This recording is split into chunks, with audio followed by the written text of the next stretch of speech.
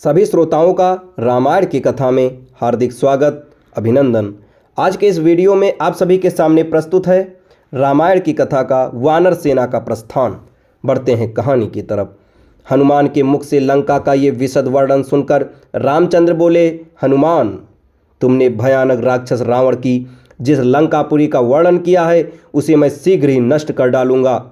सुग्रीव, अभी विजय नामक मुहूर्त है और इस मुहूर्त में प्रस्थान करना अत्यंत उपयुक्त है, अतः तुम तत्काल प्रस्थान की तैयारी करो। आज उत्तरा फाल्गुनी नामक नक्षत्र है, कल चंद्रमा का हस्त नक्षत्र से योग होगा, इसलिए हे सुग्रीव, हम लोगों का आज ही सारी सेनाओं के साथ यात्रा आरंभ कर देना ही उचित है। इस समय जो शकुन प्रकट हो रहे हैं उन्हें देखकर ये विश्वास होता है कि मैं अवश्य ही रावण का वध करके जनक नंदिनी सीता को ले जाऊंगा। रघुनाथ जी के वचन सुनकर महापराक्रमी वानर शिरोमणि सुग्रीव ने वानर सेनापतियों को यथोचित आज्ञा दी और समस्त महाबली वानरगण अपनी गुफाओं और शिखरों से शीघ्र ही निकलकर उछलते कूदते हुए चलने लगे। उनमें से कुछ वानर उस सेना की रक्षा के लिए उछलते कूदते चारों को चक्कर लगाते थे, कुछ मार्ग शोधन के लिए कूदते फांदते आगे बढ़ते जाते थे, कुछ वानर मेघों के समान गरजते, कुछ सिंहों के समान दहाड़ते और कुछ किलकारियां भरते हुए दक्षिण दिशा की ओर अग्रसर हो रहे थे। इस प्रकार से लाखों और करोड़ों वानर आगे आगे श्री रामचंद्र, लक्ष्मण और सुग्रीव लेकर जय जयकार करते हुए सागर तट की ओर चल पड़े। श्री रामचंद्र की जय और रावण की क्षय की घोषणाओं से दसों दिशाएं गूंजने लगी। कुछ वानर बारी बारी से दोनों भाइयों को अपनी पीठ पर चढ़ाए लिए जा रहे थे। उनको अपनी अपनी पीठ पर चढ़ाने के लिए वे एक दूसरे से प्रतिस्पर्धा करने लगे। उनकी तीव्र गति के कारण समस्त वातावरण धूल धूसरित हो रहा था।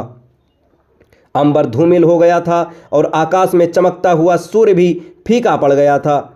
जब वह सेना नदी नालों का पार करती हुई, उनके प्रवाह भी उसके कारण परिवर्तित हो जाते थे। चारों ओर वानर ही वानर दिखाई देते थे। वे मार्ग में कहीं विश्राम लेने के लिए भी एक क्षण को नहीं ठहरते थे। उनके मन का मस्तिष्क पर केवल रावण छाया हुआ था। वे सोचते थे कि कब लंका पहुँचें और कब राक्षसों का संहार करें। इस प्रकार राक्षसों के संहार की कल्पना में लीन ये विशाल वानर सेना समुद्र तट पर जा पहुंची। अब वे उस क्षण की कल्पना करने लगे जब वे समुद्र पार करके दुष्ट रावण की लंका में प्रवेश करके अपने अद्भुत पराक्रम का प्रदर्शन करेंगे। सागर के तट पर एक स्वच्छ शिला पर बैठ राम सुग्रीव से बोले, हे सुग्रीव, हम सागर के तट तक तो पहुंच गए। अब यहाँ मन में फिर वही चिंता उत्पन्न हो गई कि इस विशाल सागर को कैसे पार किया जाए। अपनी सेना की छावनी यहीं डालकर हमें इस समुद्र को पार करने का उपाय सोचना चाहिए। इधर जब हम इसका उपाय ढूंढें, तुम अपने गुप्तचरों को सावधान कर दो कि वे शत्रु की गतिविधियों के प्रति सचेष्ट रहें।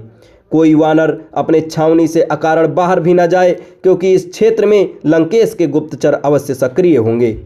रामचंद्र जी के निर्देशानुसार समुद्र तट पर छावनी डाल दी गई। समुद्र की तरंगें आकाश का चुंबन कर अपने विराट रूप का प्रदर्शन कर रही थीं। संपूर्ण वातावरण जलमय प्रतीत होता था। आकाश में चमकने वाला नक्षत्र समुदाय सागर में प्रतिबिंबित होकर समुद्र को ही आकाश की प्रतिरूप बना रहा था। वानर समुदाय समुद्र की छवि को आश्चर्य, कौतुक और आशंका से देख रहा था। अब इसके आगे की कहानी आपको अगले वीडियो में बताई जाएगी। तब तक हमारे साथ बने रहें। धन्यवाद।